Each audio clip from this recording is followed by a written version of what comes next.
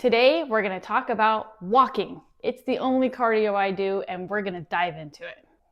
I'm 45 years old. I'm a doctor. I'm a wife. I'm a mother of 2 little kids. I've competed in bodybuilding shows even after having kids, and I know life is crazy. But walking is going to be the easiest way to bring health and fitness into your life on a daily basis. We're going to walk you through, no pun intended, on how to do that, how to simplify things, and how to get the most bang for your buck so you burn the most fat and you feel the best and you get the most healthy. You might want to know, how much walking should I do? Should I do it on a flat surface? Should I do it on an inclined surface? Should I do it inside? Should I do it outside? We're going to go through all of that in detail. And just like we adjust our nutrition, our macros to get the results that we want, we're going to look at walking the same way. We are designed to be obligate bipedals. What does that mean? That means we are designed to walk. But the sad thing is, in our society, and it's getting worse every year, we are sitting. We are becoming obligate sitters. And we are sitting about 6.5 to 7.5 hours a day. That's not good, especially when we need to be moving. And in the medical profession, we call this the new smoking. Sitting is the new smoking. And why is that? It's because it causes a whole host of problems. An article in the JAMA, which is the Journal of American Medical Association, published in 2007, which was a bit ago, so it's only worse now, showed that teens and adults are sitting more now, more than ever. And it increases all kinds of problems, increases risk of type 2 diabetes, heart disease, stroke, all kinds of issues that we just want to avoid. So let's get moving. So if sitting is so horrible for you, walking is so wonderful for you. Why? Because it literally is going to reverse all those things that sitting does. It's going to decrease your risk of cardiovascular disease, decrease your risk of stroke, and decrease your risk of type 2 diabetes and obesity. So it's going to help you feel better, lose weight, and just get into the best shape of your life. Why? Because walking, it's going to stimulate those muscles. You're going to move them, which is going to cause blood flow to increase. But when muscles get stimulated, they want glucose. So what happens when they want glucose? They suck it in. They want all the glucose. Which is why the more muscle you have, the better your health, honestly. So when you have that decreased glucose in your body, everything's better. Inflammation is down, and that's why it decreases your risk of all these other diseases, because at the core truth of it is decreasing inflammation. And walking is just absolutely critical for that. Walking is considered to be LISS training as opposed to HIIT training. And as we age, again, I'm 45 years old, I prefer to do steady state training, not high intensity interval training. So walking is perfect for that. And I like to get my heart rate around 65 to 75% maximum heart rate. I do like to wear a heart rate monitor. I've included a link for one that I use and I love it. And I've been using it for, 10 years now. And I like to use it because it gives me a gauge of exactly that zone I want to be in, which is also known as zone 2. Why do you want to be in zone 2?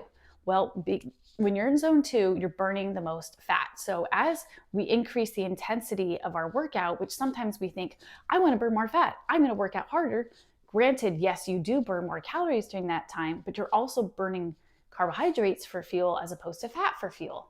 And so we want to be able to burn as much fat as we can and without causing so much inflammation to our body. Again, I'm getting the inflammation in my body through lifting weights, and I highly encourage you to do that too. And we'll talk about that in great detail in a later video. But when we are doing something that already is causing quite a bit of inflammation, we don't want to add to that with HIIT training, especially as we enter into the more latter years of our lives. So what we want to do is do something that helps lower that inflammation and increase that fat burn. So 65 to 75% heart rate is going to be your sweet spot. That's different for everybody. A lot of these heart rate monitors will automatically adjust your heart rate to be specific to what works for you. Do not use a calculator. It's not accurate. Everybody's is different. And I use MyZone. Like I said, they're not sponsoring this at all, but I like their app because it's constantly adjusting based on my physical fitness at that time. And then I know that I'm getting it in that zone. Now, the other reason why getting in 65 to 75% heart rate is awesome is because it's going to literally build your mitochondria. What are mitochondria? Do you remember in biology how you had your cell biology and there's those little powerhouses that look like little beans in your cells? Those are literally like the little powerhouses of our cells. And you can make more of them and make them stronger and more efficient by doing zone 2 training. And zone 2 training is again in that 65 to 75% heart rate. And why is that better? That's going to help you burn more fat all the time. It's literally going to make you a more fuel efficient fat burning machine by doing this steady state cardio in that zone 2. Also, do you ever notice how much better you feel after you go on a walk? There's a reason for that. First of all, from a long-term standpoint, walking is literally going to build more white matter in your brain. It's going to make your brain bigger, which it builds more of those neural connections in your brain. And those neural connections are going to help improve your cognitive ability. It's going to decrease your risk of Alzheimer's and all these cognition diseases that happen as we age. So walking is not only going to help you decrease your risk of stroke, but it's also going to help you reduce any sort of cognitive issues. Now, one of the reasons why you feel better after you're walking is it helps reduce cortisol, which is a stress hormone. Now, high intensity interval training increases cortisol. So it also increases endorphins. You might feel really good afterwards. I know I do, but it overall increases your cortisol levels. And that's going to decrease your ability to get a good night's sleep and burn fat, and it's going to make you more stressed out. So walking is going to decrease your cortisol levels, increase your white matter, and make you more happy. It has been shown to make people more calm, and it increases your creative ability to the point where a lot of executives of big companies will do their meetings walking. Why is that? Because it makes them more creative. I know that I have my most creative moments when I'm walking. So every morning I like to get up and I do a fasted walk on the treadmill because it's dark outside. There's other times I go on walking, which we'll talk about in a second. But for me, that just works out with my kids, and then I can get them up and get them ready for school. But in the morning is sort of my time. And I notice that when I'm walking, I get such mental clarity, and I'll put on YouTube videos like this one or something else, and something that's just going to build me up and encourage me, and it just gets me going for the day. So you're going to notice that you have your most creative thoughts and your most productive thoughts when you're walking. I also like to go on walks after I eat lunch at work. So again, it's going to be a shorter walk, and I always will do it outside, obviously, and to get the benefit of walking outside, but also just to get more steps in, and it helps reduce that stress. So after my lunch walk, I feel so much better because the mornings can be a little crazy, and I love to just go out, and it decreases my insulin, it decreases my glucose, and I just feel better and more clear. So let's talk about how we're going to make this happen. We've talked about why sitting is so bad for you and how beneficial walking is from a multifactorial standpoint. So now that we know how beneficial it is, how do we implement this into our lives? First thing I recommend you do is get some sort of pedometer. No, they're not all accurate, but what matters is that you use the same one all the time. It's like a scale, right? All scales are not the same. Use the same one every time and you're going to have more accuracy. Same thing with pedometers. You can get any pedometer you want. You can use your phone, you can use a smartwatch. I have a Whoop, or you can use any other device. It doesn't matter. Just use the same one. What you want to do is you want to track where you're at, and you want to increase it to 1,000 steps on average a day to get it to an average of 70,000 steps a week, which is an average of 10,000 steps a day. There are going to be days that you're not going to be able to get 10,000 steps. I don't get 10,000 steps every day. I just don't. Sometimes I'm not able to do my morning walk, or sometimes I have a lunch meeting and I have to go out with other doctors and I can't go on my walk. So there are days that it's just not going to happen. That's why you should have a weekly average. And that way you can make up for it during those other days and just have your weekly average and not feel bogged down. Oh my gosh, I didn't get my steps in today. My day, everything's ruined. Now I'm going to have potato chips and I'm not going to do any of this. Right, we've all been there. It's all or nothing mindset. It doesn't work. So averages are the way to go. So go with that. Now, the next step is then to increase it, like I said, to 10,000 steps on average a week, which is 70,000. Now, research has shown you can get a significant benefit if you can increase that to 15,000 steps.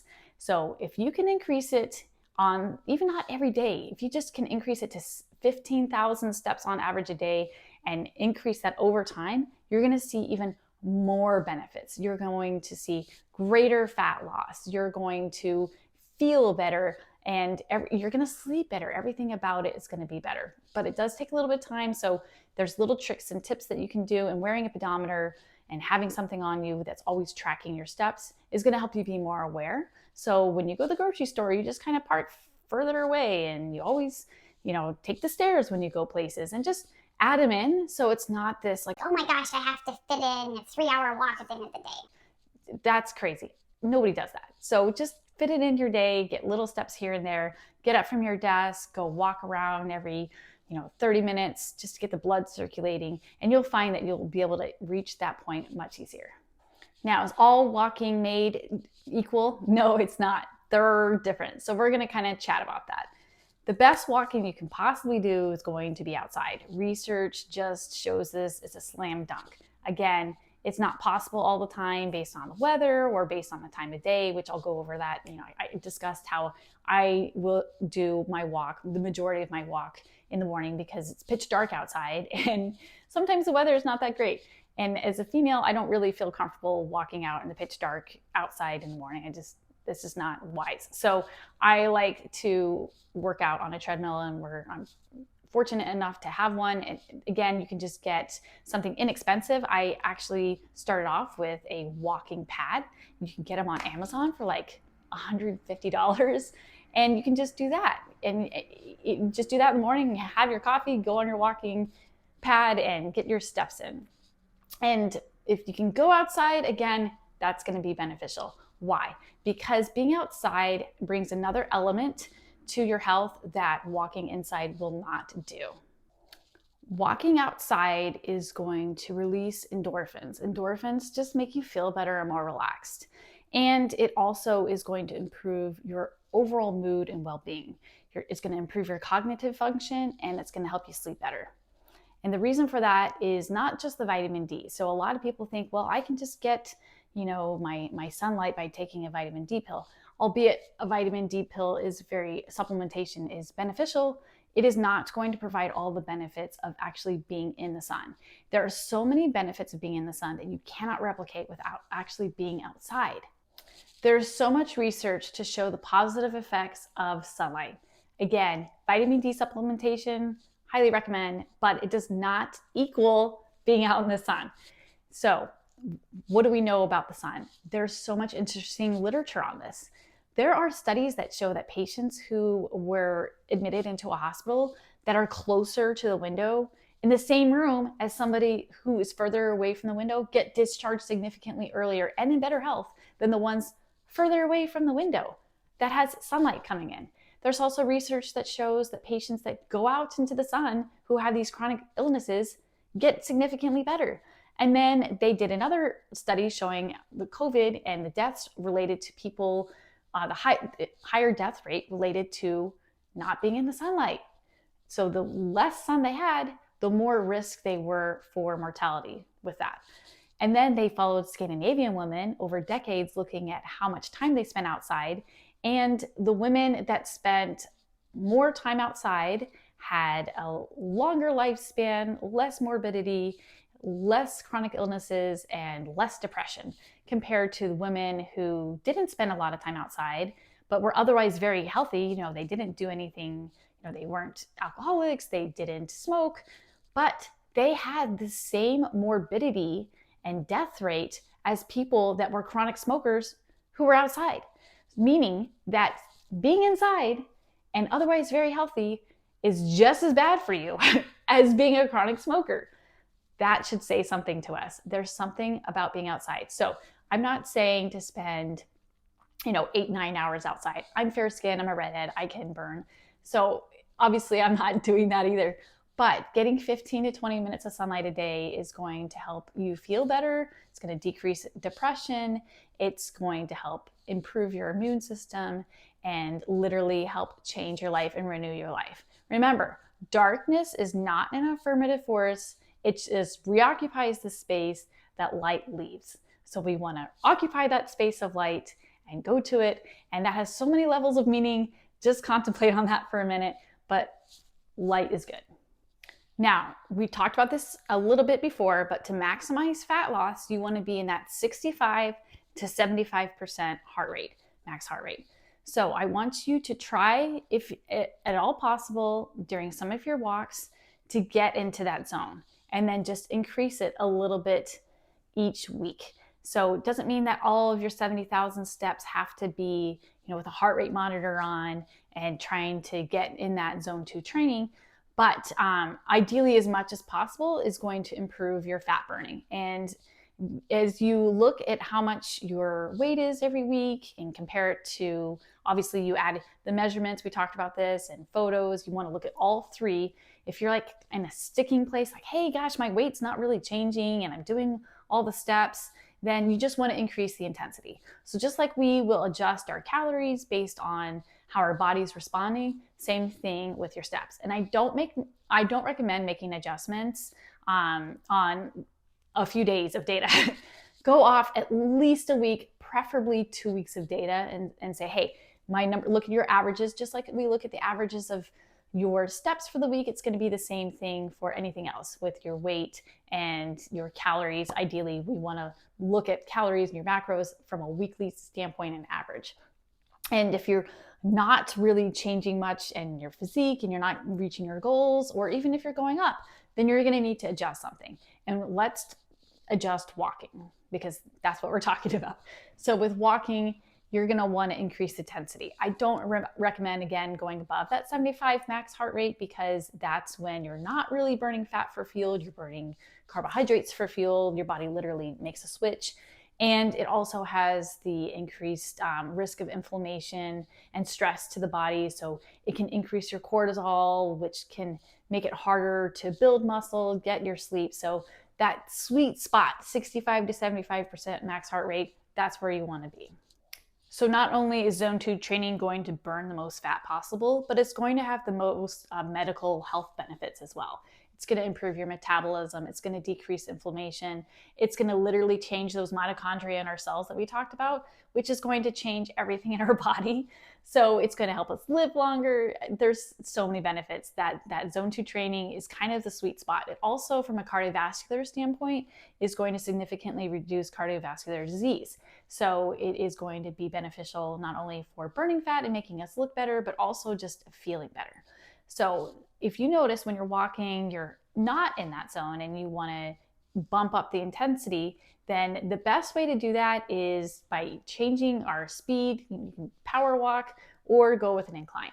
This is where a treadmill actually is beneficial. And this is where, like I say, I like to supplement my walking by walking outdoors after lunch, but that is not going to be in my 65 to 75% heart rate.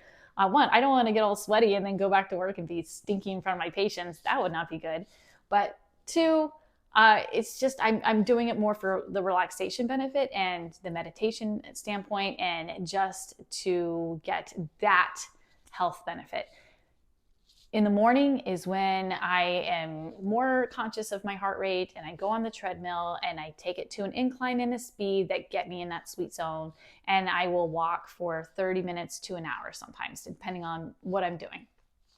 And that's why a heart rate monitor is going to give you that information. Remember, information is power. So don't look at these tools as, oh my gosh, I don't want that. That's going to stress me out. That's too much. No, look at it as, hey, this is going to give me information on my body and give me the feedback that I need to make the changes that I need so that I can get the results that I want. Be empowered. There's so much misinformation out there. There's so much conflicting information out there. It makes it made me crazy. So I'm pretty sure it makes everybody crazy, because it's just confusing. And I'm a doctor, and even it drives me crazy because the literature is all over the place. So you have to find out what works for you. And the only way to do that is to take charge and control of that and be empowered.